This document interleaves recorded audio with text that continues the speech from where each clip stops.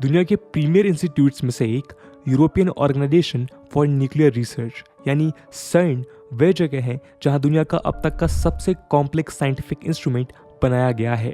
France और Switzerland के border पर स्थित इस लेबोरेटरी में मैटर यानी पदार्थों के बेसिक कंपोनेंट्स और फंडामेंटल प्रॉपर्टीज को स्टडी करने के लिए बनाया गया है।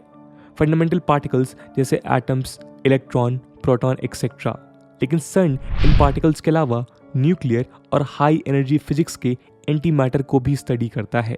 इस तरह की स्टडीज को सपोर्ट करने के लिए यहाँ दुनिया का सबसे बड़ा और सबसे पावरफुल पार्टिकल एक्सेलरेटर यानी लार्ज हेड्रॉन कोलाइडर जिसे LHC के नाम से जाना जाता है वो भी मौजूद है।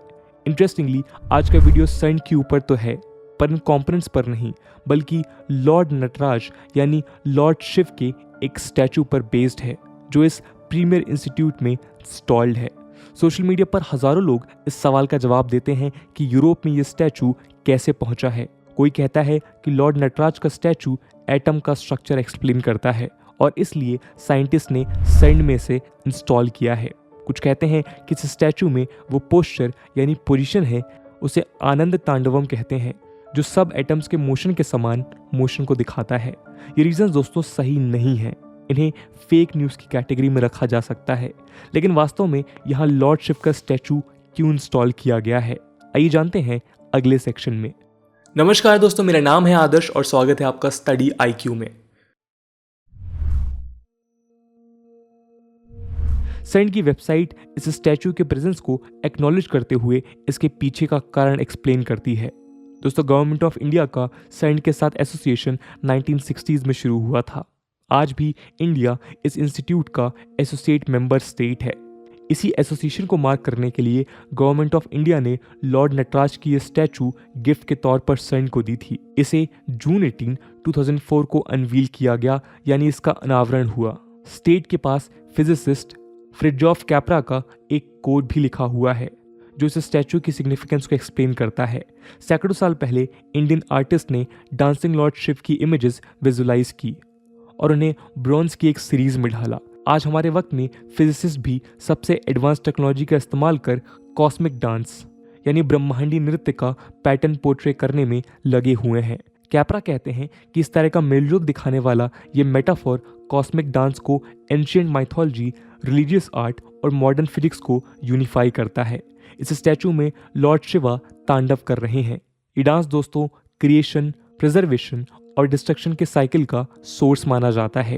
ये डांस 5 फॉर्म्स में एग्जिस्ट करता है जो कॉस्मिक साइकिल को क्रिएशन से डिस्ट्रक्शन तक एक्सप्लेन करता है। पहला सृष्टि यानी क्रिएशन और इवोल्यूशन, दूसरा स्थिति यानी प्रिजर्वेशन और सपोर्ट, तीसरा संहार और संघार यानी डिस्ट्रक्शन और इवोल्यूशन, चौथा है तिरोभवा यानी इल्यूजन और पांचवा प्रकार है अनुग्रह यानी रिलीजिंग, इमेंसिपेशन और डिवाइन ग्रेस ऑफ गॉड। दोस्तों, इवोल्यूशन सृष्टि और संहार में शामिल है क्योंकि इवोल्यूशन का मतलब किसी तरह का बदलाव है और ये दोनों डांस फॉर्म्स क्रिएशन और डिस्ट्रक्शन के माध्यम से चेंजेस सिग्निफाई करते हैं। ये स्टैचू दोस्तों 2004 में सर्न के डायरेक्टर जनरल डॉक्टर रॉबर्ट एमर और 2004 में डिपार्टमेंट ऑफ एटॉमिक एनर्जी के सेक्रेटरी और एटॉमिक एनर्जी कमीशन के चेयरमैन डॉक्टर अनिल काकोदकर की मौजूदगी में अनवील किया गया था। हिंदू रिलीजन में लॉर्ड शिवा के इस डांस को नटराज कहते हैं जो शक्ति यानी लाइफ फोर्स का सिंबल माना जाता है।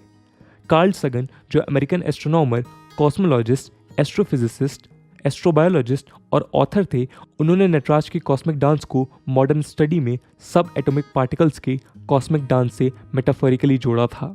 ये स्टैचू इंडिया में ही बनाया गया था। सगन ने कहा था कि हिंदू रिलीजन दुनिया के बड़े रिलीजन्स में से एकमात्र ऐसा रिलीजन है जो मानता है कि कॉस्मोस खुद में ही इनफाइनाइट डेथ्स और रीबर्थ से होकर गुजरता है। वो कहते हैं कि ये एकमात्र रिलीजन है जिसका टाइम स्केल बिना डाउट के मॉडर्न साइंटिफिक कॉस्मोलॉजी से मिलता है। कार्ल सगन कहते हैं कि हिंदू रिलीजन के टाइम साइकिल्स हमारे ऑर्डिनरी दिन और रातों से लेकर ब्रह्मा के दिन और रात जो 8.64 बिलियन ईयर्स हैं तक कैलकुलेट करते हैं। दोस्तों, हिंदू टाइम साइकिल्स में इसके अलावा और भी कई लंबे स्केल के कैलकुलेशंस मिलते हैं। इन्हीं बातों से दोस्तों लॉर्ड नटराज, डांस और कॉस्मोस के साथ कोरिलेशन एक मेटाफर के रूप में बनाई गई है। यूरोशियन टाइम्स की एक रिपोर्ट के मुताबिक ये स्टैचू तमिलनाडु के एक आर्टिस्ट ने बनाया था। राजन नाम के क्राफ्ट्समैन, जिन्हें जनरली शिल्पी कहा जाता है, उन्होंने ये स्टैचू बनाया था। बीबीसी को बताते हुए राजन ने कहा कि 1998 में उनके पास सेंट्रल कॉटेज इंडस्ट्रीज एम्पोरियम के जरिए Indian ministry of external affairs का स्टैचू बनाने के लिए ऑर्डर आया था। राजन कहते हैं कि वो सेंट्रल कॉटेज इंडस्ट्रीज एम्पोरियम में प्रोफेशनल रीजंस के कारण क्लोज एसोसिएशन रखते थे। इस तरह वो स्टैचू बनकर तैयार हुई, जो सर्ण को गिफ्ट के रूप में दिया गया था। तो दोस्तों ये है कहानी सर्ण के उस लॉर्ड शिवा के स्टैचू की। इस पूरे मुद्दे को लेकर आपका क्या ओपिनियन है, कमेंट सेक्शन में ज़रूर बताइएगा। आज की वीडियो के लिए इतना ही। आई होप आपको वीडियो पसंद आई होगी, और अगर पसंद आई है तो अपने दोस्तों के साथ शेयर करना मत भूलिएगा। हम मिलते हैं अगले वीडियो में, तब तक के लिए जय हिंद, जय भारत।